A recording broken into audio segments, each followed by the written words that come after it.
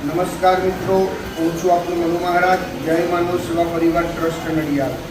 આજે આપણા ત્યાં 27 ગામ પાટીદાર અને એપીએમસીના ચેરમેન અપૂર્વભાઈ પટેલ આજે દીકરાના ઘરની મુલાકાતે જ્યારે પધાર્યા છે ત્યારે બા દાદા માટે કંઈક અલગ જ વસ્તુ એમણે એક વિચાર આવેલો અને વિચાર સાથે આજે કંઈક નવી જ વસ્તુ બા દાદા માટે લઈને આવ્યા હતા।